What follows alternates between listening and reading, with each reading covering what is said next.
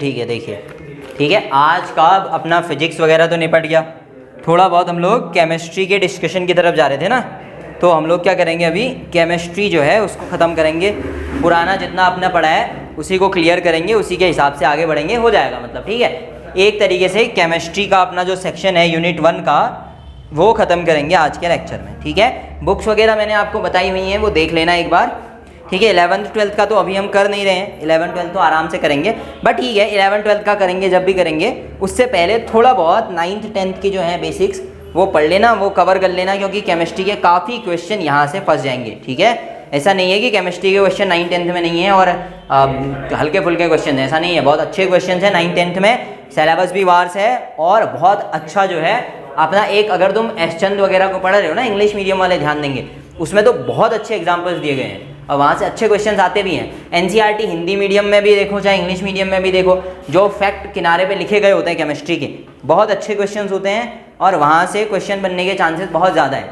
ठीक है, देखो अब बेसिक मैंने आपको बताया हुआ है, ठीक है ना, जैसे हमने मेटल की बात की है, एलिमेंट की बात करी हुई है, नॉन मेटल, मेटेलॉइड, इन सब के ऊपर अच्छा खासा एक डिस्कशन हमने किया हुआ है। यह भी बताया था मैंने कि क्या होता है कि अपना जो पीरियोडिक टेबल होता है, पीरियोडिक टेबल के अंदर हम क्या लिखते हैं, एलिमेंट्स को लिखते हैं। एलिमेंट हमारी पीरियोडिक टेबल के अंदर आ गए, पीरियोडिक टेबल के अंदर जब एलिमेंटों को लिखा, फिर वही एलिमेंट आपस में मिलकर के कुछ और बनाएंगे।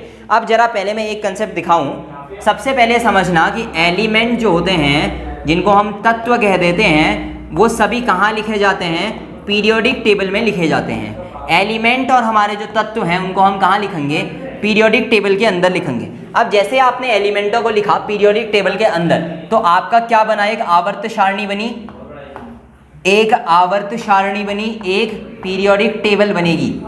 इसी पीरियोडिक टेबल के अंदर मेंडलीव का नाम आपने सुना होगा ना, इसके लिए मेंडलीव का नाम सुना है आवर्त सारणी के लिए, बहुत बढ़िया।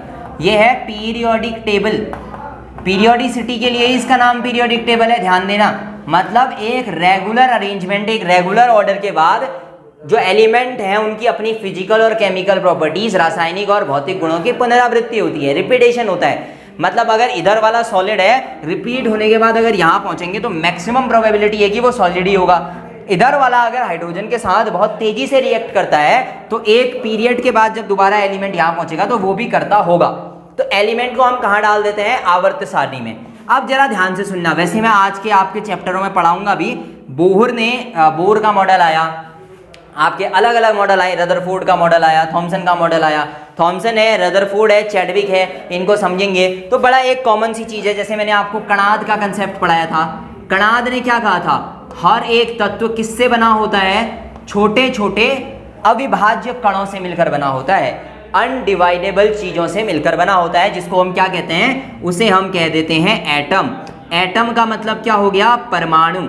और यहीं से आपने एक कंसेप्ट पढ़ा ना, परमाणु, एटम आपस में मिलकर क्या बनाएंगे, मॉलिक्यूल बनाएंगे। मॉलिक्यूल का मतलब है अणु। अणु स्वतंत्र रूप में पाया जा सकने वाला, फ्री स्टेट में मिलने वाला सबसे छोटा पार्टिकल है, सबसे छोटा कण है जो स्वतंत्र अवस्था में मिल सकता है। एटम होने के लिए सबसे छोटा है, पर यह स्वतंत्र अवस्था में नहीं मिलता है। ठीक है, अब आपने मॉलिक्यूल बनाए ना, फिर आपने पढ़ा कि अगर हमने इन्हीं परमाणुओं को एक फिक्स रेशियो में मिलाया, एक समान अनुपात में रखा, तो हमें क्या प्राप्त होगा। तो हमने कहा कि हम लोग जब बनाएंगे तो हम क्या बनाएंगे, लाइक H2O, CO2, ऐसे यौगिक बनाएंगे। यौगिकों को कहा हमने कंपाउंड, तो हम किसका फॉर्मेशन कर पाएंगे, कंपाउंड्स का फॉर्मेशन कर पाएंगे। यौगिकों का निर्माण क्या होगा, संभव होगा, यौगिक जो है वो हमें मिल जाएंगे। ठीक है ना, फिक्स रेशियो में अगर आप इन चीज़ों को मिलाएंगे तो आपको क्या मिल जाएंगे, यौगिक मिलेंगे। यौगिकों के बाद ही फिर हमने चीज़ों को बांटना शुरू किया। इन्हीं एलिमेंटों से हम मिश्रण बनाते हैं, इन्हीं एलिमेंटों से धातुएं बनती हैं, इन्हीं से अधातुएं बनती हैं, नॉन मेटल, मेटेलॉइड्स बनते हैं। सब कुछ इन्हीं तत्वों के इर्द गिर्द घूमता रहता है। अब अगर आप जरा ध्यान से देखेंगे तो यहाँ से जब आपने ये बनाया, यही एलिमेंट किससे बने हैं, यही एलिमेंट आपके परमाणुओं से बने हैं। परमाणुओं में क्या होता है, न्यूट्रल, यानी कि परमाणु आपके न्यूट्रल होते हैं, अनावेशित होते हैं। जरा ध्यान देंगे इस वर्ड पर। अनावेशित का मतलब ये नहीं होता कि उन पर चार्ज नहीं होता, अनावेशित का मतलब होता है प्लस चार्ज पॉजिटिव चार्ज उतना ही होता है जितना कि नेगेटिव चार्ज होता है। इसका मतलब ये कैसे होते होंगे, न्यूट्रल होते हैं। अपने परमाणु जो हैं वो क्या होंगे, न्यूट्रल। परमाणु न्यूट्रल का मतलब लगभग एलिमेंट में भी वही प्रॉपर्टी होगी। अच्छा, अगर ये न्यूट्रल होते हैं तो यहीं से एक नई अवधारणा जो है वो निकल के आएगी। अगर ये हमने पढ़ लिया एटम जो है वो ऐसे होते हैं, इलेक्ट्रॉन होते हैं, प्रोटॉन होते हैं, तो इन्हीं के बारे में हमको इन 3 कणों को भी पढ़ना पड़ेगा, इलेक्ट्रॉन, प्रोटॉन और न्यूट्रॉन। इनकी खोज कैसे हुई, इन पर कितना चार्ज होता है, कितना आवेश होता है, कहाँ ये होते हैं, कैसे इनका रोटेशन होता है, इन सब से संबंधित प्रश्न आएंगे इनकी खोज से। जब आप ये पढ़ लेंगे तब जाकर के आपको पढ़ने के लिए मिलेगा आपका आयन, ठीक है, आपका परमाणु, अणु और आयन, परमाणु, अणु और आयन, एटम, मॉलिक्यूल और आयन, ये आपको पढ़ने के लिए मिलेगा। तब जाकर के आपका एक बेसिक फंडामेंटल केमिस्ट्री का स्टार्टिंग का बन पाएगा। उसके बाद जाकर के फिर आप इनकी अवधारणाएं पढ़ेंगे, अलग अलग जगह से परमाणुओं से संबंधित अवधारणाएं पढ़ेंगे, द्रव्यमान, एटॉमिक नंबर, मास, ये सब कुछ आपका उसके बाद आपका मोल संकल्पना जो है वो आएगी। एक बार मैं आपको थोड़ा सा इसका सिलेबस जो है वो बता दूं। पहला आएगा आपका ionic compounds, formula mass, valency formula कैसे बनाते हैं, उसके बाद वैलेंसी ऑफ आयंस, यानी कि आयंस के बारे में हम थोड़ा बहुत चर्चा करेंगे। फिर ग्राम एटॉमिक मास की डेफिनेशन, ग्राम मॉलिक्यूलर मास की डेफिनेशन। जब ये भी आप पढ़ लेंगे तो फिर आप पढ़ेंगे मोल अवधारणा या मोल कंसेप्ट। मोल कंसेप्ट से आपके क्वेश्चन आएंगे। फिर इलेक्ट्रॉन, प्रोटॉन और न्यूट्रॉन, उसके बाद थॉमसन का मॉडल, रदरफोर्ड का मॉडल और बोर का मॉडल। ये 3 परमाणुिक मॉडल, एटॉमिक मॉडल्स पढ़ेंगे। रदरफोर्ड्स एटॉमिक मॉडल, ठीक है, थॉमसन्स एटॉमिक मॉडल आपका है और बोर्स एटॉमिक मॉडल है, ठीक है। फिर बढ़ेंगे आइसोटोप्स और आइसोबार्स, और इस तरीके से आपका ये वाला सेक्शन खत्म होगा। फिर एसिड बेस आएंगे और उसके बाद ये लगभग आपकी केमिस्ट्री निपट जाएगी। एक बार इस तरीके से आप एलिमेंट के बारे में अलग अलग चीज़ें जो हमने पढ़नी है ये बना लीजिए, ताकि हम एक एक करके सबके अपने अंदर डीप में जाकर के चीज़ों को पढ़ना शुरू करेंगे। चलिए फटाफट से इसको उतारिए, फिर आगे बढ़ते हैं।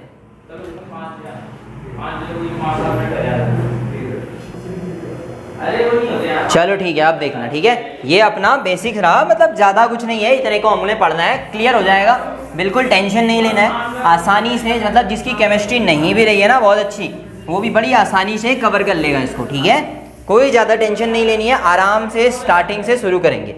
अच्छा देखो, अब अगर मैं सिलेबस वाइज देखूँ ना तो ज़रा ध्यान से सुनो। Ionic compound, formula mass, valency formula, valency of ions, gram atomic mass, gram molecular mass, फिर जाकर के इलेक्ट्रॉन प्रोटॉन है। अब हम ये करेंगे कि मैं क्या करता हूँ कि आपका सिलेबस जो है ना वो थोड़ा सा मैं ऐसे पढ़ाऊँगा कि मैं अपने हिसाब से पढ़ाऊँगा, ताकि आपका स्टार्टिंग से एंडिंग तक एक सीरीज जैसी बन जाए, ठीक है। केमिस्ट्री की बेसिक एटम से स्टार्ट करते हुए आप आगे बढ़ेंगे, बढ़ते बढ़ते बढ़ते बढ़ते आयन तक पहुंचेंगे, सारा का सारा कंसेप्ट एक बार में क्लियर। अब मैं आपको पहले आयन्स पढ़ा दूं, जैसा कि क्लास की बुक आप देखोगे ना, अगर 9th की बुक देखोगे, पहले आयन पढ़ने को मिलेंगे तब एटम पढ़ने को मिलेगा। इससे अच्छा हम एटम से शुरू करेंगे और धीरे धीरे आगे बढ़ेंगे, ठीक है ना। चलो इस हिसाब से हम चलते हैं। तो आओ सबसे पहले हम अपना एटम की डेफिनेशन से आगे बढ़ना शुरू करेंगे। अब जरा ध्यान से समझते रहना कैसे कैसे कंसेप्ट आगे बढ़ रहा है। इसी के बीच में बहुत सारे क्वेश्चंस आपके एक ही बार में कवर भी होते रहेंगे, इस चीज़ का ध्यान देना। एटम, जिसे हम परमाणु के नाम से जानते हैं, इसकी सर्वप्रथम अवधारणा कणाद ने दी थी। ये तो मैंने आपको बहुत बार पढ़ा भी दिया है। इसकी अवधारणा, एटम की अवधारणा सर्वप्रथम किसने दी थी? कणाद ने दी थी। सर्वप्रथम एटम की अवधारणा भारत के एक महर्षि थे कणाद, उन्होंने दी थी। कणाद ने कहा था कि प्रत्येक पदार्थ, every and each and every matter, कोई भी मैटर, और मैटर की डेफिनेशन बताइए क्या? जो स्थान घेरते हैं, जो प्लेस ऑक्यूपाई करते हैं, जिनका अपना मास होता है, जिनके पास अपना मास होगा, भार होगा, द्रव्यमान होगा, और जो स्थान घेरेंगे उन्हें मैटर कहेंगे। तो कणाद ने बताया कि हर मैटर, प्रत्येक पदार्थ किससे बना है? बहुत छोटे छोटे, बहुत स्मॉल पार्टिकल से बना है, जो अविभाज्य हैं, जिन्हें और ज़्यादा तोड़ा नहीं जा सकता। और जिन्हें और ज़्यादा तोड़ा नहीं जा सकता उनको क्या कहेंगे? उनको कहेंगे परमाणु। उनको कहेंगे परमाणु। अच्छा, इतना समझ में आया ना? परमाणु कहेंगे। तो परमाणु किससे मिलकर बना है? परमाणु तो अविभाज्य है, अनडिवाइडेबल है, और जब डिवाइड ही नहीं किया जाएगा तो ये तो किसी से मिलकर नहीं बना है। कुछ ऐसी ही अवधारणा बहुत लंबे समय तक चली रही, जब लंबे समय तक ये अवधारणा चली रही तो इसके ऊपर फिर पहला मॉडल हम देखेंगे। ठीक है, पहला मॉडल जो आएगा वो आपका आएगा थॉमसन्स प्लम पुडिंग मॉडल, या मैं ऐसे लिखता हूं थॉमसन्स मॉडल। अच्छा, थॉमसन्स मॉडल किस किस को क्लियर है, किस किस ने थॉमसन्स मॉडल पढ़ा है ये बताइए। थॉमसन्स प्लम पुडिंग मॉडल, अब थोड़ा दिमाग में आ रहा होगा ना नाम सुन के। थॉमसन का परमाणु का सिद्धांत जो कि तरबूज वाले सिद्धांत के समान है। Thomson's plum pudding model, Thomson का कौन सा सिद्धांत है ये, तरबूज की तरह, या केक पेस्ट्री वाला सिद्धांत भी काफ़ी जगह लिखा गया है, तरबूज का, केक पेस्ट्री वाला, ऐसा बहुत सी नाम इसको दिए गए उसके बाद। But it's obviously a Thomson's model, जो कि पहला मॉडल था, फर्स्ट मॉडल था, जो परमाणु की संपूर्ण अवधारणा को समझाता था कि परमाणु कैसे बना है। ठीक है ना। चलो सबसे पहले तो इसकी बात कर लेते हैं। अब आओ, थॉमसन्स मॉडल में सबसे पहले हम देखेंगे कि ये कब आया था। थॉमसन मॉडल अप्रॉक्स आपका आया था 1903 के आसपास, 1903 के आसपास। अब ये मॉडल पढ़ाने के बाद मैं थोड़ा पीछे जाऊंगा अभी, क्योंकि थॉमसन ने इससे पहले क्या हो गया होगा, इलेक्ट्रॉन, प्रोटॉन और न्यूट्रॉन की खोज कर दी गई होगी। इलेक्ट्रॉन, प्रोटॉन और न्यूट्रॉन की खोज हो चुकी होगी। एटलीस्ट किसी ना किसी चीज की खोज तो हुई होगी ना, तभी परमाणु की अवधारणा आई। वरना परमाणु होता है तो कणाद ने भी बता दिया था। परमाणु कैसा होता है ये किसने बताया, थॉमसन ने कहा कि देखो जो अपना एटम होगा, जो अपना एटम होगा या अपना परमाणु होगा वो कैसा होगा, स्फेरिकल इन शेप होगा। कैसा, स्फेरिकल इन शेप। स्फेरिकल का मतलब कैसा होगा, गोल, गोला होगा, एक 3D शेप में गोला मान लीजिए, गोला होगा। अच्छा, अगर ये पूरा गोला है तो अकॉर्डिंग टू थॉमसन, थॉमसन कहते हैं कि ये हमारा जो परमाणु है ये एक धन आवेशित, पॉजिटिवली चार्ज्ड गोला है, और जो हमारे ऋणावेशित इलेक्ट्रॉन्स हैं वह इलेक्ट्रॉन जैसे तरबूज में बीज एम्बेडेड रहते हैं, धसे हुए रहते हैं, वैसे ही इलेक्ट्रॉन इस धनात्मक, धनावेशित, पॉजिटिवली चार्ज गोले में नेगेटिवली चार्ज इलेक्ट्रॉन कैसे धसे हुए रहते हैं। इस तरीके से ये मॉडल आया। ये जो बीच में आप धसा हुआ एम्बेडेड देख रहे हैं ये क्या है, इलेक्ट्रॉन्स हैं। ये अवधारणा किसकी है, ये अवधारणा थॉमसन की है। थॉमसन बताते हैं कि एक स्फेरिकल शेप का एटम होगा जो कि पॉजिटिवली चार्ज होगा, धनावेशित होगा, और ऋण आवेशित इलेक्ट्रॉन इसके अंदर क्या होंगे, धसे हुए रहेंगे। अच्छा, इसके अलावा थॉमसन से पूछा गया कि अगर इलेक्ट्रॉन्स इसमें धसे हुए हैं तो इलेक्ट्रॉन पे तो ऋण चार्ज है, प्रोटॉन गोला जो है ये पूरा ये धनावेशित है, तो इसका स्थायित्व, स्टेबिलिटी कैसी होगी। तो थॉमसन ने बताया कि इलेक्ट्रॉन किसके बराबर होंगे, प्रोटॉन्स के बराबर होंगे। The number of electron will be equal to the number of proton. इलेक्ट्रॉनों की संख्या प्रोटॉनों की संख्या के बराबर होगी। और अपना जो शेप है परमाणु का वो कैसा होगा, स्फेरिकल शेप होगा, स्फीयर होगा। कैसा स्फीयर होगा, पॉजिटिवली चार्ज्ड स्फीयर होगा, पॉजिटिवली चार्ज गोला होगा, पॉजिटिव चार्ज गोला होगा। इलेक्ट्रॉन जो है वो कैसे रहेंगे, एम्बेडेड रहेंगे। अच्छा, इलेक्ट्रॉन एम्बेडेड रहेंगे तो तरबूज की तरह ये बनेगा, या आप इसको आइसक्रीम की तरह भी लिख सकते हैं, पेस्ट्री की तरह भी लिख सकते हैं, प्लम पुडिंग मॉडल भी कह देते हैं इसको, प्लम पुडिंग मॉडल भी कह देते हैं। जैसे सीड्स जो हैं, बीज जो हैं वो जो है धसे हुए रहते हैं, बिल्कुल वैसे थॉमसन ने इसके बारे में हमें बताया। इलेक्ट्रॉन की खोज में भी थॉमसन का जिक्र आएगा, थोड़ा सा इस चीज़ का आप लोग ध्यान देंगे। ठीक है, ये आपकी थॉमसन की अवधारणा रही। थॉमसन की अवधारणा के बाद ऐसी कोई बहुत बड़ी अवधारणा नहीं आई और सीधा रदरफोर्ड की अवधारणा जो है वो आ गई थी। गोल्डस्टीन का जो अपना एक्सपेरिमेंट था उसके बाद रदरफोर्ड ने एक बहुत अच्छा एक्सपेरिमेंट किया, और गोल्डस्टीन का जो एक्सपेरिमेंट था उसे क्लियर करते हुए रदरफोर्ड ने अपनी अवधारणा दी। अच्छा, रदरफोर्ड को कहा जाता है कि रदरफोर्ड ने अपनी जो एक्सपेरिमेंट किया था, चाहे वो आप गोल्ड फॉइल का एक्सपेरिमेंट ले लो, चाहे वो आपका कैथोड एनोड एक्सपेरिमेंट ले लो, तो जब हाइड्रोजन से जो एक्सपेरिमेंट किया था वो ले लो, रदरफोर्ड ने बताया कि रदरफोर्ड ने कहा कि देखो भैया ऐसा नहीं है कि इलेक्ट्रॉन एम्बेडेड रहते हैं, इलेक्ट्रॉन धसे हुए रहते हैं। रदरफोर्ड ने कहा कि इलेक्ट्रॉन को चक्कर लगाना चाहिए, लेकिन रदरफोर्ड ने उससे भी बड़ी चीज़ जो बताई वो इसके बारे में थी ही नहीं। रदरफोर्ड ने जो सबसे बड़ी चीज़ बताई वो बताई प्रोटॉन्स के बारे में और साथ में इस परमाणु के शेप के बारे में। तो रदरफोर्ड ने सबसे पहले तो ये कहा कि जो परमाणु है हमारा, ठीक है। अब मैं पहले आपको रदरफोर्ड का अगर एक्सपेरिमेंट दिखाऊं तो ज़्यादा क्लियर होगा, वहां से हम इसकी अवधारणा को समझते हुए चलेंगे, ठीक है। चलो उसमें ही मैं आपको बाकी चीज़ें भी समझा दूंगा। अब जरा ध्यान से समझते चलिए। रदरफोर्ड का एक्सपेरिमेंट जिसका नाम आता है गोल्ड फॉइल एक्सपेरिमेंट, रदरफोर्ड ने गोल्ड फॉइल एक्सपेरिमेंट किया जिसमें सोने की एक झिल्ली बनाई गई, एक पतली चादर बनाई गई, इतनी पतली बनाई गई कि मान लीजिए कि उसकी जो लंबाई है, जो मोटाई है, सोने की फॉइल की मोटाई है, इतनी पतली है कि लगभग एक एटम के जितने ही उसका साइज होगा। और रदरफोर्ड ने कुछ नहीं किया, रदरफोर्ड ने सिंपल सा अल्फा पार्टिकल, ध्यान से सुनिएगा, इसको अल्फा पार्टिकल एक्सपेरिमेंट भी कहते हैं। अगर कोई पूछ ले अल्फा पार्टिकल एक्सपेरिमेंट किसका है तो वो किसका है, रदरफोर्ड का है, ठीक है। अल्फा पार्टिकल एक्सपेरिमेंट भी इसी को कहा जाता है। अच्छा, क्या हुआ था, कैसे हुआ था, जरा उसको समझिए, बाकी बातें उसके बाद।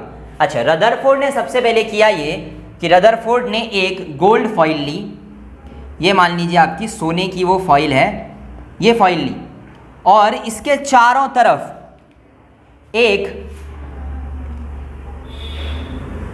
ऐसे, इसके चारों तरफ क्या लगा दिया, एक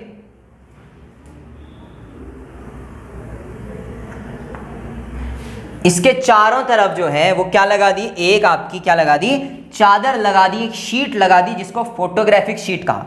ये इसमें कुछ नहीं होगा, अगर बाय द वे कोई भी लाइट वगैरह इस पे पड़ेगी तो ये उसका चित्र बना लेगी, एक तरीके से फोटो खींच लेगी। अब हुआ क्या, देखो यहां से एक सोर्स से, एक स्रोत से, किसी एक सोर्स या स्रोत से अल्फा पार्टिकल्स की बॉम्बार्डिंग गोल्ड फॉइल पे की गई। अल्फा कणों की बमबारी स्वर्ण पत्ती पर, स्वर्ण झिल्ली पर की गई। अच्छा, अल्फा पार्टिकल किस किस को पता है, अल्फा पार्टिकल मान लो हीलियम की बात चल रही है, हीलियम यानी कि जिस पर 2 धनावेश का चार्ज हो और 4 जिसका मास हो, 4 यूनिट या 4 एटॉमिक यूनिट जिसका मास हो 2, यानी कि +2 जिस पर चार्ज हो, उसे कहेंगे अल्फा पार्टिकल। हीलियम का एक तरीके से आप कण मान के चलिए। अब अल्फा पार्टिकल्स की बॉम्बार्डिंग शुरू होती है ना, तो अल्फा पार्टिकल्स गए और इस झिल्ली से टकराए, गोल्ड फॉइल से टकराए। तो एक्सपेरिमेंट का जो रिजल्ट था वो कुछ ऐसा था, कुछ पार्टिकल थोड़े से डेविएट हुए, इतने इधर पर उनका चित्र बन गया, कुछ बहुत ज़्यादा डेविएट हुए, उनका चित्र इधर बना, और कुछ पार्टिकल सीधा निकल गए। अधिकतर पार्टिकल तो सीधे निकल गए थे, अधिकतर पार्टिकल सीधे निकल गए, उनका चित्र यहां बना, ठीक है ना, उनका चित्र यहां बना, और कुछ वापस आ गए। तो इसका मतलब कुछ लाइटों का चित्र बना ही नहीं। अब बताइए इससे क्या रिजल्ट उसने, रदरफोर्ड ने आपको निकाल के दिया होगा। जरा एक एक करके रिजल्ट को समझते रहिए। पहली चीज उन्होंने ये कहा कि ये जो गोल्ड फॉइल देख रहे हैं ना आप, इसको एटम मान लो, ये आपका परमाणु है, बहुत पतला है तो लगभग परमाणु की तरह ही बिहेव करेगा। हमने कहा मान लिया, इसे हमने परमाणु मान लिया। अब ये हैं आपके अल्फा पार्टिकल जो बॉम्बार्डिंग कर रहे हैं, और ये फोटोग्राफिक प्लेट पर क्या मिल रही है, हमें इमेज मिल रही है, प्रतिबिंब मिल रहा है। और इसी के आधार पर हम व्याख्या करेंगे रदरफोर्ड के एक्सपेरिमेंट की। रदरफोर्ड ने कहा कि मैक्सिमम अल्फा पार्टिकल्स, अधिकतम अल्फा कण इस स्वर्ण झिल्ली से, गोल्ड फॉइल से पार हो गए, क्रॉस कर गए, एक तरह से दूसरी तरफ पहुंच गए। ऐसा कब होगा, जब इसके अंदर बहुत सारा स्पेस होगा, बहुत सारी खाली जगह होती होगी। इतना आपकी समझ में आया ना, जब इस गोल्ड फॉइल में बहुत खाली जगह होगी तभी तो इतना भारी पार्टिकल, अल्फा पार्टिकल जिसके पास आपका +2 का चार्ज है, 4 परमाणुओं के जितना, 4 प्रोटॉनों के जितना भार है, वो जा रहा है और बिना कुछ किए दूसरी तरफ चले जा रहे हैं स्वर्ण झिल्ली से। इसका मतलब काफी ज्यादा स्पेस खाली है।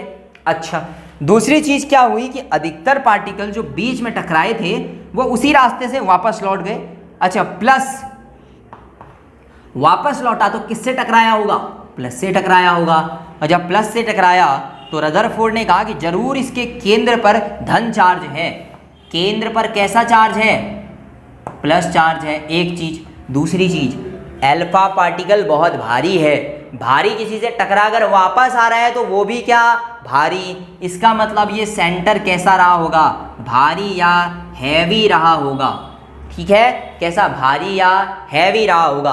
तीसरी चीज इसने कहा कि कुछ पार्टिकल टकराकर इधर उधर डेविएट कर रहे हैं, ऐसे इधर उधर चले जा रहे हैं। इसका मतलब श्योर थे कि वहां पर कैसा, पॉजिटिव चार्ज भी है और भार तो है ही, भार से टकरा कर वापस आए, पॉजिटिव चार्ज होगा तभी तो इधर उधर भागेंगे ना, पॉजिटिव चार्ज है तभी भागेंगे। अब इस पूरे एक्सपेरिमेंट में क्या आपको कहीं पे नेगेटिव चार्ज या इलेक्ट्रॉन का कुछ दिखा, नहीं।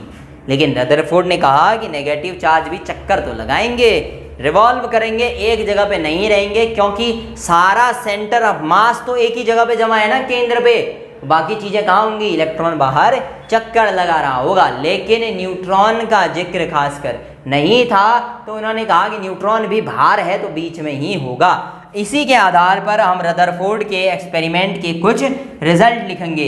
ये रदरफोर्ड के एक्सपेरिमेंट का डायग्राम बना लीजिए, रदरफोर्ड के एक्सपेरिमेंट का डायग्राम बनाइए फटाफट से, ताकि हम आगे बढ़ें। Rutherford's gold foil experiment, gold slit experiment, Rutherford का स्वर्ण झिल्ली वाला या रदरफोर्ड का अल्फा कणों के प्रकीर्णन का प्रयोग।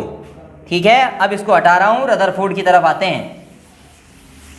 जो जो रदरफोर्ड ने बताया वो तो हमने पता कर ही लिया, फिर भी उसको लिख लेते हैं एक बार ताकि ज़्यादा आसान रहे। ठीक है, चलिए पहली चीज़ तो आप क्या लिखेंगे कि गोल्ड फॉइल एक्सपेरिमेंट है, तो पहली चीज़ तो आप क्या लिखेंगे रदरफोर्ड के उसमें कि काफ़ी ज़्यादा खाली स्पेस होता है। क्या होता है, काफ़ी ज़्यादा खाली स्पेस होता है, रिक्त स्थान पाया जाता है एटम में। दूसरी चीज़ आप लिखेंगे कि सेंटर में, जिसे केंद्रक कहा गया, न्यूक्लियस कहा गया, यहाँ कौन कौन होते हैं, प्रोटॉन होते हैं और न्यूट्रॉन होते हैं, और इसी सेंटर में पूरे एटम का मास या द्रव्यमान होता है। मतलब इलेक्ट्रॉनों पर परमाणुओं की निर्भरता द्रव्यमान के लिए तो बिल्कुल भी नहीं है। इलेक्ट्रॉन परमाणु के द्रव्यमान पर कोई भी सहभागिता नहीं दर्शाते, नहीं निभाते हैं। ठीक है ना। इसके अलावा अगर आप देखेंगे तो यहाँ पे रदरफोर्ड ने इलेक्ट्रॉनों का कोई खास अवधारणा नहीं दी, सिर्फ इतना कहा कि कहीं ना कहीं इलेक्ट्रॉन जो होंगे वो इस प्रोटॉन के जो सेंटर में है चारों तरफ घूमते होंगे। एक अवधारणा यहाँ से ऑर्बिट की निकल के आई कि कुछ फिक्स स्थल होंगे, कक्षाएं होंगी जिन पर इलेक्ट्रॉन्स घूमेंगे नाभिक के चारों तरफ, उसे कहेंगे ऑर्बिट। अच्छा, उसे ऑर्बिट कहेंगे। तो अगर मैं इसका सिंपल डायग्राम आपसे बनाने को कहूँ तो आप कहेंगे सर ये है परमाणु, ये है परमाणु का नाभिक, न्यूक्लियस, जहाँ पे उसका अधिकतम मास केंद्रित रहता है, द्रव्यमान केंद्रित रहता है, जिसे न्यूक्लियस कहा गया, जिसे न्यूक्लियस कहा गया। इसी में पॉजिटिव चार्ज और न्यूट्रॉन रहेंगे, प्रोटॉन और न्यूट्रॉन रहेंगे, उनका द्रव्यमान रहेगा। इलेक्ट्रॉन कुछ फिक्स ऑर्बिट में, कुछ निश्चित कक्षाओं में इसके चारों तरफ चक्कर लगाएंगे। इलेक्ट्रॉन इधर इधर इधर क्या कर रहे हैं, चक्कर लगा रहे हैं, ये रदरफोर्ड ने बताया। लेकिन रदरफोर्ड ये तो बता ही नहीं पाए कि अगर ये इलेक्ट्रॉन घूमते रहेंगे, ये इलेक्ट्रॉन घूमते रहेंगे तो इनमें ऊर्जा ह्रास होगा, एनर्जी रिलीज होगी। अगर आप चक्कर मार रहे हैं किसी ग्राउंड के चारों तरफ भाग रहे हैं तो कभी तो थकेंगे, जब ये इलेक्ट्रॉन थक जाएंगे तो तब क्या होगा, या तो ये अंदर गिर जाएंगे, और अंदर गिर जाएंगे तो परमाणु तो समाप्त हो जाएगा। परमाणु की समाप्ति, परमाणु की स्टेबिलिटी, परमाणु के स्थायित्व पर रदरफोर्ड की ये अवधारणा ज़्यादा कुछ भी नहीं बता पाती है। तो ये भी काफ़ी लंबे समय तक ये दोनों चलते रहे। उसके बाद अपना ओरिजिनल, जिसे आज तक भी बहुत बड़े स्तर पर पढ़ा जाता है, अपने आप में बहुत अच्छा सिद्धांत है, बोर्स एटॉमिक मॉडल, बोर का परमाणु मॉडल, उसको इसके बाद हम पढ़ेंगे। पहले ये दोनों बनाइए ताकि हम बोर्स मॉडल की तरफ चल पाएंगे। चलिए अब आते हैं हम अपने अगली अवधारणा पर, किस पे, बोर्स कंसेप्ट पे, बोर के सिद्धांत पर। उससे पहले मैं जरा एक चीज़ आपको बता दूं। एक चीज़ होती है न्यूक्लियस। न्यूक्लियस का मतलब होता है नाभिक या केंद्र। और अगर मैं इलेक्ट्रॉन और प्रोटॉन को एक साथ, न्यूट्रॉन और प्रोटॉन को एक साथ बोलना चाहूँ, मैं कहूँ न्यूट्रॉन और प्रोटॉन कहीं पर एक साथ है, उसको क्या कहेंगे? उसे कहेंगे न्यूक्लियॉन। क्या कहेंगे? न्यूक्लियॉन कहेंगे। इतना सीखे ना? चलिए, न्यूक्लियॉन क्लियर। अब आगे बढ़ेंगे, अब आएंगे अपने अगली अवधारणा पर। इसे जरा मैं पूरा साफ कर दूं। अब जो है वो असली मॉडल जिसको हम आज तक पढ़ते हैं, बहुत ही बेहतरीन अवधारणा, लगभग परमाणुओं के बारे में बहुत सारे प्रश्नों के आंसर जिस एक मॉडल ने दिए उसे कहा जाता है Bohr's atomic model. Niels Bohr का ये मॉडल था, बोर का एटॉमिक मॉडल, बोर का परमाणविक सिद्धांत, बोर का परमाणविक सिद्धांत। ठीक है, तो अभी बोर के सिद्धांत के लिए हम आगे बढ़ेंगे।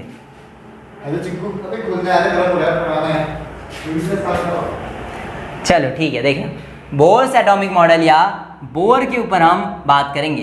अब बोर जो है, नील्स बोर जो है, इन्होंने काफ़ी बढ़िया अवधारणाएं दी और अभी तक की जितनी भी अवधारणाएं हम देखेंगे, नील्स बोर की अवधारणा को, नील्स बोर के प्रिंसिपल्स को, नील्स बोर की थ्योरी को सबसे ज़्यादा मान्यताएं दी गई क्योंकि इन्होंने काफ़ी सारी चीज़ें बताई।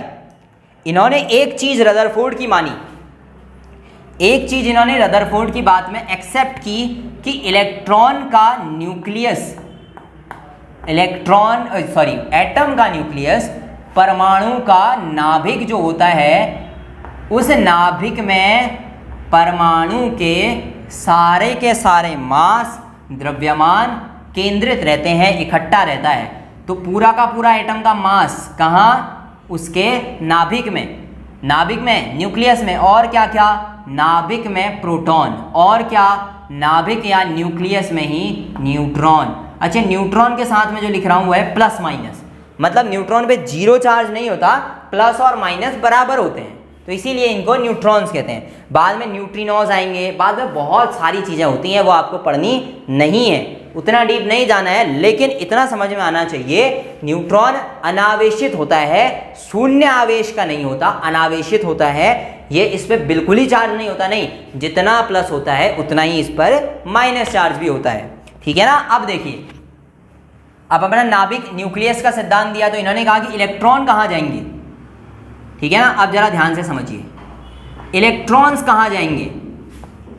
प्रोटॉन का और न्यूट्रॉन का तो बता दिया आपने, इलेक्ट्रॉन को कहाँ भेजोगे? तो इन्होंने बताया, नील्स बोर ने, कि इलेक्ट्रॉन परमाणु के चारों तरफ चक्कर लगाते हैं, एटम के सराउंडिंग में चक्कर लगाते हैं, एटम के चारों तरफ घूमते हैं, रोटेट करते हैं, गोल गोल घूमते रहेंगे, चक्कर लगाएंगे। अच्छा, चक्कर लगाएंगे एटम के चारों तरफ इलेक्ट्रॉन्स, तो फिर इलेक्ट्रॉन्स कैसे कैसे चक्कर लगाएंगे? किसी भी डायरेक्शन में घूमेंगे या कुछ फिक्स है? तो इन्होंने कहा फिक्स होगा, और जो फिक्स होगा उसे क्या कहेंगे? सेल कहेंगे। तो यहाँ से अवधारणा आती है शेल की। तो आप कहते हैं ना KLMN, कोश, कोश और उपकोश, ये दो अवधारणाएं आती हैं। यहाँ से इलेक्ट्रॉन एक फिक्स सेल में, एक फिक्स कोश में चक्कर लगाते हैं। अच्छा, एक फिक्स सेल और कोश में कितने इलेक्ट्रॉन चक्कर लगाएंगे? तो number of electrons is equal to fix. तो एक सेल में फिक्स नंबर ऑफ इलेक्ट्रॉन चक्कर लगाएंगे। अच्छा, एक सेल में फिक्स नंबर ऑफ इलेक्ट्रॉन चक्कर लगाएंगे, तो ये जो एक सेल में फिक्स नंबर ऑफ इलेक्ट्रॉन्स है, ये कैसे डिस्क्राइब किया जाएगा? तो इलेक्ट्रॉन्स के बारे में इन्होंने कहा कि देखिए, कोई नाभिक है, उसके चारों तरफ जो कक्षाएं बनी हैं, कोश बने हैं, वो बड़े फिक्स हैं। उनका नाम रखा इन्होंने KLMNO और P, और इससे आगे को भी बढ़ता जाएगा। इन्होंने 6 तक ही दिए थे, मैंने 4 तक लिख दिए, KLMNOP। ये तो आपके कोश हैं। अगर इन कोशों में चक्कर लगाने की बात हो तो कौन कितना चक्कर लगाएगा, ये किसने बताया? तो ये इन्होंने कहा कि देखिए, KLMN में जो चक्कर लगेगा वो लगेगा इनके नंबरिंग के सापेक्ष। K का नंबर 1, L का नंबर 2, M का नंबर 3, N का नंबर 4, अगला 5, अगला 6। एक जर्नल फॉर्मूला, सामान्य फॉर्मूला इन्होंने निकाला, कितने नंबर ऑफ इलेक्ट्रॉन्स, कितने नंबर ऑफ इलेक्ट्रॉन्स? तो इन्होंने बताया हर एक सेल में 2n square number of electrons होंगे। याद कर लीजिएगा, ये MCQ ही चल रहे हैं आपके, ठीक है? 2n square number of electrons. अच्छा, अगर 2n स्क्वायर ऑफ इलेक्ट्रॉन्स हैं तो बताइए k में कितने इलेक्ट्रॉन्स, ऐसे ही l में कितने इलेक्ट्रॉन्स, यानी कि शेल्स में। तो इसने कहा देखो k के लिए n की वैल्यू है 1, l के लिए 2, m के लिए 3, n के लिए 4। अगर हम इसको सॉल्व करेंगे तो कैसे निकलेगा जरा बताना। k के लिए n1, 2 इंटू 1 का स्क्वायर कितना 2, l 2 इंटू 2 का स्क्वायर कितना 8, m 2 इंटू 3 का स्क्वायर 18, n कितना यहाँ पे आएगा 4 का स्क्वायर, ठीक है, और यहाँ पे आएगा तुम्हारा 32, 2 इंटू 16, ठीक है। इसका मतलब इन्होंने क्या बता दिया कि फिक्स इलेक्ट्रॉन्स किसी कोश में, किसी सेल में चक्कर लगाएंगे। एक चीज इन्होंने जो बताई वो ये बताई कि इस चक्कर के दौरान कोई भी ऊर्जा का ह्रास नहीं होता, no energy loss during circulation, during rotation of electrons. Electron जब अपनी कक्षा में, अपनी कोश में घूम रहे होंगे तो वो ना तो एनर्जी रिलीज करेंगे ना एनर्जी गेन करेंगे, इसीलिए ऊर्जा का कोई भी ह्रास नहीं होगा, ऊर्जा का कोई भी लॉस नहीं होगा, एनर्जी लॉस जीरो होगा। अतः इलेक्ट्रॉन आगे पीछे कूद नहीं मारेंगे, इधर उधर नहीं जाएंगे। एटम की स्टेबिलिटी भी उन्होंने बता दी थी, ठीक है। नो एनर्जी वगैरह सब कुछ हो गया। यहाँ पे इतना अगर आप समझ गए हैं तो मैं आपको डायग्रामेटिकली इसको समझा दूँ कि क्या कहा था नील्स बोर ने। नील्स बोर ने कहा कि एक परमाणु के पास एक नाभिक होता है, ये न्यूक्लियस होता है जिसमें इसका अधिकतर मास होता है, और साथ में क्या होता है, इसी मास में सब कुछ प्रोटॉन, इलेक्ट्रॉन, न्यूट्रॉन वगैरह, प्रोटॉन और न्यूट्रॉन इसी में होते हैं। और अगर बात करें इलेक्ट्रॉन्स की, वो कहाँ होते हैं, तो इन्होंने कहा इसके चारों तरफ फिक्स सेल बनाइए। K number 1, L number 2, M number 3, N number 4।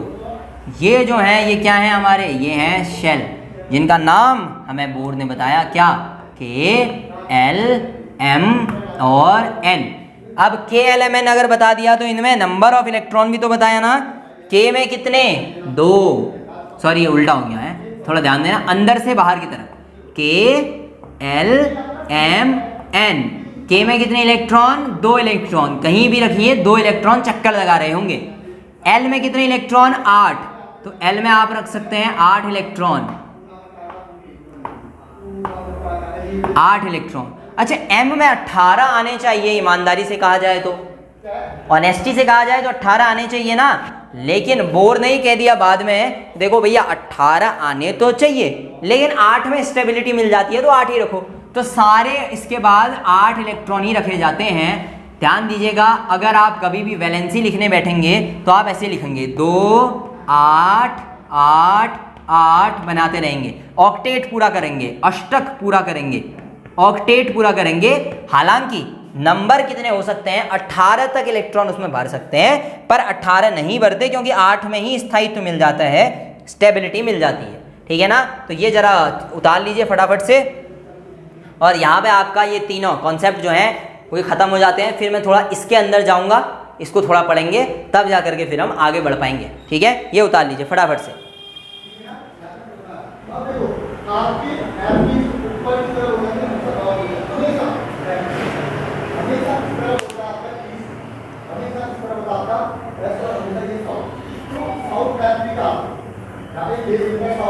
चलिए ठीक है, अब देखिए,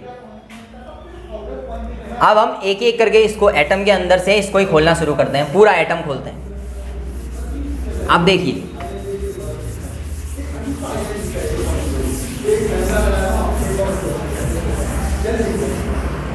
अब आइए सबसे पहले एटम को खोलना शुरू करते हैं। किसी भी एटम में सबसे पहले हम उसका नाभिक पढ़ेंगे, न्यूक्लियस पढ़ेंगे। तो ये जो है ये आपका नाभिक है, न्यूक्लियस है, प्रोटॉन और न्यूट्रॉन है, और इसके चारों तरफ इलेक्ट्रॉन कुछ फिक्स कक्षाओं में चक्कर लगाते हैं, है ना, शेल्स में चक्कर लगाएंगे ऐसे।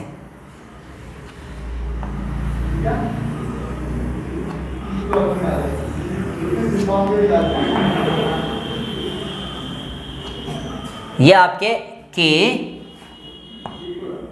एल एम, फिर एन जो भी है आगे बनाते रहेंगे। इसमें अब मैं ज़रा इलेक्ट्रॉन रख देता हूँ, के में 2, एल में 8। और बोला जाता है कि जब इस रास्ते से आएगा उसी रास्ते से आपके ये देखो, ठीक है, ये आपके 8 इलेक्ट्रॉन। अब ऐसे ही मान लो मैं इसके बाहर, इसमें भी अभी फिलहाल मैं 3 इलेक्ट्रॉन भर देता हूँ। ये देखिए 1 2 और 3। अच्छा, अब सबसे पहले मैं आपको बताऊंगा, ये मान ले किसी चीज़ का क्या है, आपका एटम है, ठीक है, एटम ये बना हुआ है। अब अगर मैं आपसे पूछूं कि ये जिसका भी एटम है इसका एटॉमिक नंबर कितना होगा, इसका मास नंबर कितना होगा, द्रव्यमान संख्या और परमाणु संख्या, ठीक है। परमाणु क्रमांक एटॉमिक नंबर को कहा जाता है। मैं लिख देता हूं यहां पर, आप लोगों को बिल्कुल डाउट मत रखिएगा, इसे कहा जाता है परमाणु क्रमांक। और हिंदी वाले भी थोड़ा ध्यान देंगे और इंग्लिश वाले भी, कि हल्के फुल्के वर्ड इधर उधर अगर होते हैं लैंग्वेज में तो बहुत ज़्यादा इशू मत बनाइए उसे, ठीक है। क्योंकि जब भी आप काम करेंगे किसी भी चीज़ में, पोटेशियम परमैंगनेट को पोटेशियम परमैंगनेट कहना ज़्यादा अच्छा है, क्योंकि वो होती है पोटेशियम परमैंगनेट है, ठीक है ना। तो बहुत ज़्यादा इंग्लिश हिंदी से बच के रहना है। अपने को ज्ञान लेने से मतलब है, पढ़ लेंगे, एग्जाम में क्वेश्चन सॉल्व कर लेंगे, इंग्लिश और हिंदी दोनों का मिक्स करके पेपर आएगा, पढ़ लेंगे। अगर बहुत ज़्यादा इंग्लिश और हिंदी हर वर्ड की ढूंढते रह जाएंगे तो आप बहुत सारे वर्डों को छोड़ देंगे, क्योंकि उनकी आपको हिंदी नहीं मिलेगी, बहुत सारे वर्ड की इंग्लिश नहीं मिलेगी, ठीक है। तो कोशिश कीजिएगा कि कई सारे वर्ड आपको समझ में आ जाएं। डिस्क्रिप्टिव लिखना नहीं है आपको, और डिस्क्रिप्टिव लिखना ही नहीं है, केवल और केवल आपको टिक करने हैं, तो फिर आपको भाषा या लैंग्वेज से ज़्यादा मतलब नहीं रखना है। जो मिल रहा है, जहाँ से मिल रहा है ले लीजिए। क्योंकि अभी रिसेंटली जो PDF वगैरह हमने भेजी उनमें काफ़ी इंग्लिश के क्वेश्चन थे, हिंदी के थे। अगर आप PDF को ध्यान से देखें तो हिंदी वाले और इंग्लिश वाले सेम क्वेश्चन तो मिल ही नहीं सकते ना। हम लोग अपने क्वेश्चन जो बनाएंगे वो क्वेश्चन तो अलग चीज़ है, NCERT वगैरह के जो क्वेश्चन आएंगे क्वेश्चन अलग चीज़ हैं। जो क्वेश्चन ऑलरेडी एग्जिस्टिंग में हैं, जो क्वेश्चन किसी एग्जाम में पूछे जा चुके हैं, वो हमें जिस लैंग्वेज में मिलते हैं हम उसी लैंग्वेज में लेकर के आ जाते हैं कि ये क्वेश्चन छूटे ना, ठीक है। अगर आप चाह रहे हैं कि हम उसका भी आपके लिए हिंदी बना करके लाएं जो इंग्लिश में है, और जो हिंदी में दिए गए हैं उनकी इंग्लिश बना के लाएं, तो दिस इज़ नॉट पॉसिबल। आपकी क्लास सिर्फ ये 1 घंटे की क्लास है। 1 घंटे की ऑफलाइन क्लास की फीस कितनी है आप लोगों की? 800 रुपये, ठीक है ना। अब 1 घंटे की 800 रुपये की आपकी ये क्लास है, जिसमें आपको ये लेक्चर मिलता है, जिसके अंदर आपको ये पढ़ना है। इसके अलावा हम एक MCQ सेशन कर रहे हैं। उसके अलावा टेलीग्राम के अंदर अभी हम क्या कर रहे हैं, MCQ के ऊपर बातचीत चल रही है, 2-4 क्वेश्चन तो डाले हैं अभी। अब इसके ऊपर हम क्या करेंगे, प्रॉपर MCQs भी आ जाएंगे। अब इस तरीके में अगर आपको क्या है, MCQs वगैरह भी हैं। मैंने आपको बहुत सारे ऑप्शंस दिए हैं कि MCQ आप कहाँ कहाँ से पढ़ सकते हैं। तो आप जितने MCQ करना चाहें, आप हिंदी में करना चाहें हिंदी में कीजिए, इंग्लिश में करना चाहें इंग्लिश में कीजिए, जर्नल साइंस के MCQ जहाँ से जितने कर सकते हैं कीजिए, कोई इशू नहीं है, ठीक है ना। तो बहुत ज़्यादा लैंग्वेज वगैरह के पीछे, भाषा के पीछे मत जाइएगा।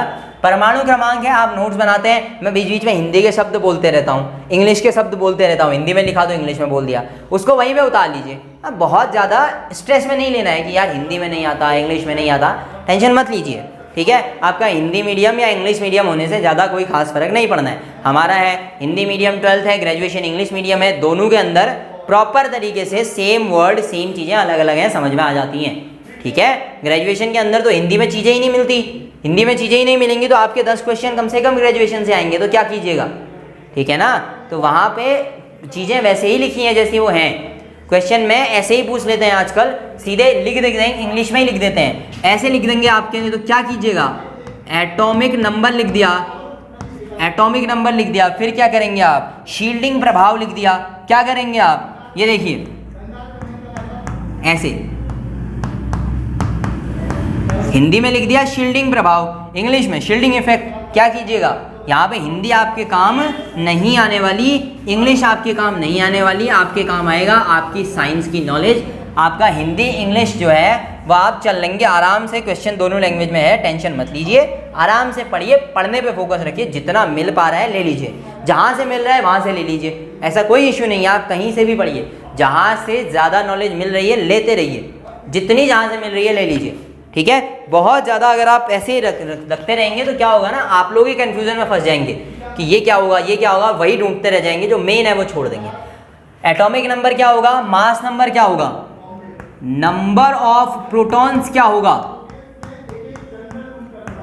नंबर ऑफ न्यूट्रॉन्स क्या होगा।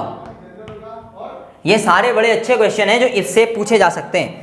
पहली चीज जो मुझे इसमें पूरा पता है वो क्या है, नंबर ऑफ इलेक्ट्रॉन। जरा देखें 1 2 3, यहाँ 8 अंदर वाले में और 2 अंदर, 8 और 2 10 और 3 13, 13, यहाँ पे 8, इसमें 2, 8 और 2 10, 3 आउटसाइड, एक्सटर्नल सबसे बाहर वैलेंस सेल में, संयोजी कोश में कितने, 3 इलेक्ट्रॉन, कितने 13।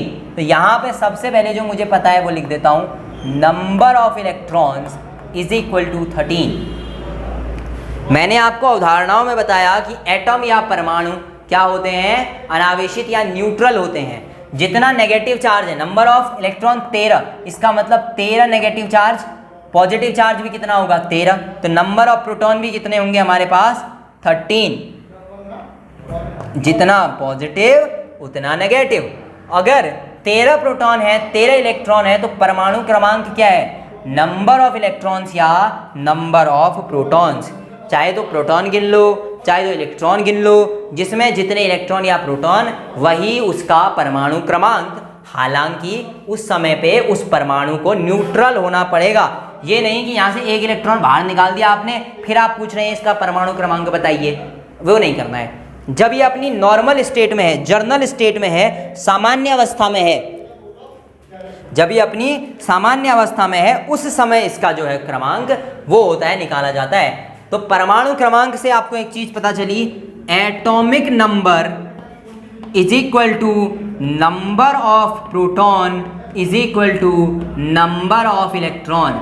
इलेक्ट्रॉनों की संख्या बराबर प्रोटॉनों की संख्या बराबर परमाणु क्रमांक। इसके अलावा मास नंबर ऑफ न्यूट्रॉन्स में से एक चीज आपको पता होनी चाहिए। मान लीजिए इसका द्रव्यमान जो है वो कितना है, वो आपका है 26, चलिए 27 कर लेते हैं इसको, 27U है, ठीक है। 27U इसका मास नंबर है। आपने क्या पढ़ा है, सारा द्रव्यमान यहां है, एक प्रोटॉन का द्रव्यमान होता है 1U, न्यूट्रॉन का भी 1U, ये है 27U।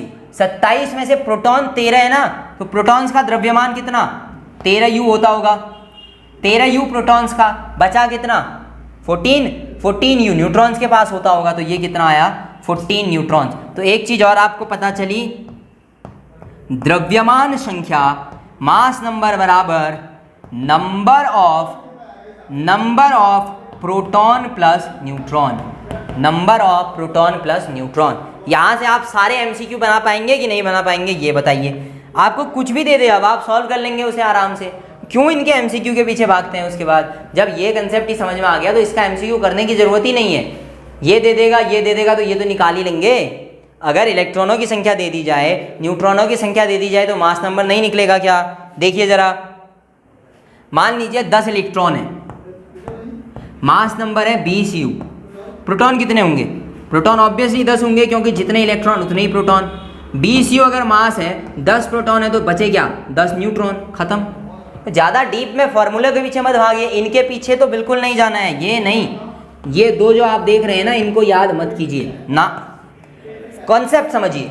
सेंटर में प्रोटॉन न्यूट्रॉन दोनों जोड़ दीजिए, मास नंबर ऑफ प्रोटॉन या नंबर ऑफ इलेक्ट्रॉन जो भी है वो आपका एटॉमिक नंबर, कहानी खत्म। एटॉमिक नंबर ये सब आपका यहाँ पे खत्म। अब मैं इसी से आपको कुछ और चीज़ें भी समझाते चलूँगा, ये आपके कंसेप्ट में है इसीलिए ये चीज़ें, ये क्वेश्चन आपको याद कर लेने हैं, ठीक है। ये बता दिया। अब जरा बात करते हैं हम, किसी भी परमाणु की संयोजकता क्या होती है, वैलेंसी क्या होती है, संयोजकता या वैलेंसी या संयोजकता। जरा ध्यान से सुनिए, एक होती है कोवैलेंसी, हाँ,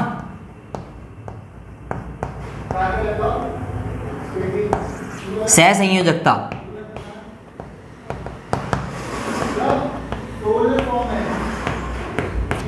सहसंयोजकता और संयोजकता। अब जरा कंसेप्ट पे आइए। ये आपका एक परमाणु है, ये क्या चाहता है? सबसे पहली चीज ये चाहता है एक नोबल गैस बनना। हर चीज आप या मैं क्या चाहते हैं? एक आइडियल बने, उदाहरण बने लोगों के सामने, लोग हमारी तरह बनने की कोशिश करें, आइडियल बने। ये भी चाहते हैं आइडियल बनना। आइडियल मतलब नोबल बनना, आदर्श बनना। हर परमाणु चाहता है कि वो आदर्श बने, लेकिन आदर्श कौन? आदर्श है हीलियम, आदर्श है नियॉन, आदर्श है ऑर्गन, आदर्श है क्रिप्टन, आदर्श है जीनन, आदर्श है रेडॉन। समझ रहे हैं? ये आदर्श गैसें हैं। आदर्श क्यों हैं? क्योंकि इनका आउटर मोस्ट सेल, अंतिम सेल, बाहर का सेल, वैलेंस सेल, संयोजी कोश, सब एक ही नाम है। ये क्या है? फुल है, भरा हुआ है। और जो भरा है उसमें कितने इलेक्ट्रॉन?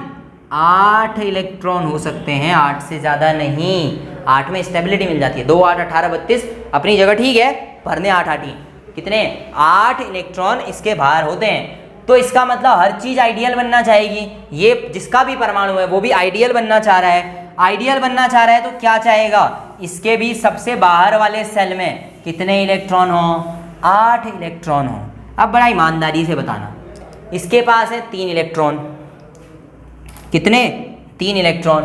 कैसे देखेंगे? पहला केस, अगर ये 3 इलेक्ट्रॉन डोनेट कर दे, 3 इलेक्ट्रॉन दे दे, तो इसके पास ये 3 गायब, कितना बचेगा? 2, 8। अच्छा, सबसे पहले तो इसका इलेक्ट्रॉनिक कॉन्फ़िगरेशन लिख लेते हैं। इलेक्ट्रॉनिक विन्यास कितना होगा? तो इसका इलेक्ट्रॉनिक विन्यास होगा, सबसे अंदर वाली कक्षा में कितने इलेक्ट्रॉन? 2, फिर 8, फिर 3। 2, 8, 3। अगर ऐसा होता 2, 8, 8, 3, ऐसे लिखते जाते हैं इलेक्ट्रॉनिक विन्यास। 2, 8, 8, 8, 16, 3। 16 तो नहीं रख सकते ना, 8 रखेंगे। 2, 8, 8, 8, 8, 8, 7, ऐसे 2, 8, 3। क्या ये इसका इलेक्ट्रॉनिक कॉन्फ़िगरेशन यानी कि इलेक्ट्रॉनिक विन्यास है। अगर मान लो मैंने इसके ये 3 डोनेट कर दिए, पहला केस 3 इलेक्ट्रॉन दान डोनेट दे दिए, तो इलेक्ट्रॉनिक कॉन्फ़िगरेशन 2, 8। जरा देखो तो लास्ट में 8 पूरे हुए कि नहीं? बहुत बढ़िया, 8 पूरे हो गए, बन गया ना नोबल। Very good. अगला 3 थे, 5 इलेक्ट्रॉन एक्सेप्ट या किसी से 5 इलेक्ट्रॉन ले लिए, जोड़ना जरा। 2, 8, 5 और 3, 8 हुए कि नहीं हुए? बहुत बढ़िया। तीसरा, ध्यान से, 3 इलेक्ट्रॉन शेयर विद, चलो 3 इलेक्ट्रॉन खाली शेयर में। ऐसा हो कि ये अपने 3 इलेक्ट्रॉन किसी के साथ शेयर करे, वो अपने 5 इलेक्ट्रॉन इसके साथ शेयर करे।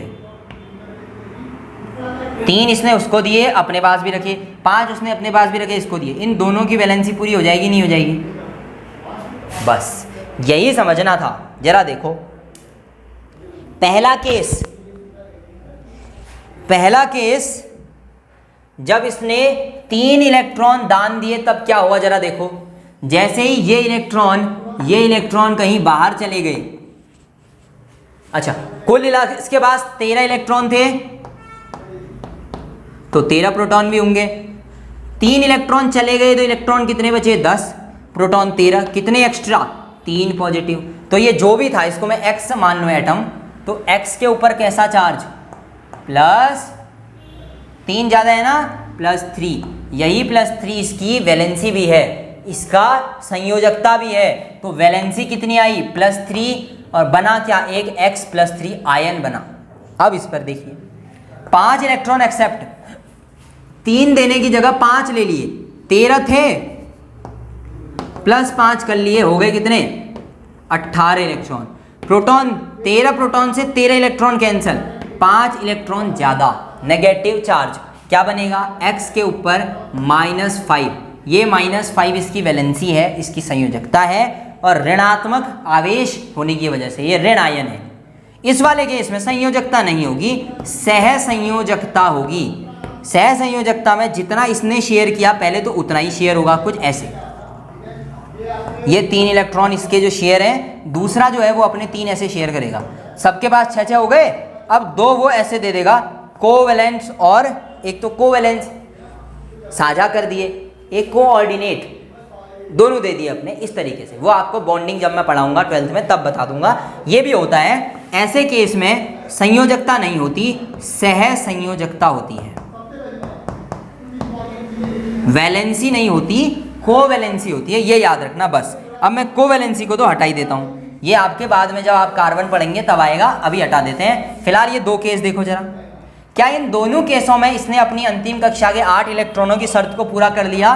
तो आप कहेंगे जी सर पूरा कर लिया। लेकिन ज़्यादा अच्छा कौन सा था, 3 देना या 5 लेना? ऑब्वियसली 3 देना ज़्यादा एप्रोप्रिएट क्या होगा कि ये अपने 3 इलेक्ट्रॉन दे दे और अपना ऑक्टेट पूरा कर ले, अपने 8 अष्टक को पूरा कर ले। इस तरीके से कोई भी चीज़ आयन में तब्दील होती है, आयन बनती है। आयन बनने की सामान्य सी शर्त है इलेक्ट्रॉन बाहर जाना या इलेक्ट्रॉन का अंदर आना। आप ये भी तो कह सकते हैं कि सर क्यों ना ये 3 प्रोटॉन किसी से ले ले। तो दोस्तों प्रोटॉन गतिशील नहीं होता है, प्रोटॉन मोशन नहीं करता है, प्रोटॉन जो है इधर उधर नहीं जाएगा, ठीक है ना। चलिए, हाँ इसके अलावा एक चीज़ तो मैंने आपको बताई नहीं, ये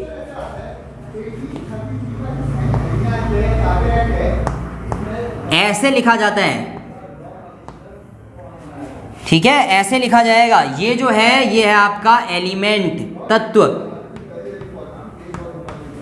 ये क्या है उसका एटॉमिक नंबर, ये क्या है मास नंबर। तो यहीं से मैं आपको इसकी सारी डिटेल दे दूं। 6 प्रोटॉन होंगे इसके पास,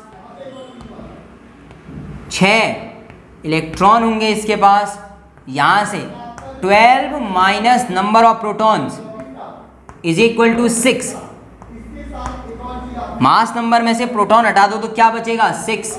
नंबर ऑफ न्यूट्रॉन्स, इतने इसके पास न्यूट्रॉन होंगे। एक छोटी सी जानकारी, इतने से ये सारी चीजें मिलती हैं, उतार लीजिए, ये बहुत काम आएगा।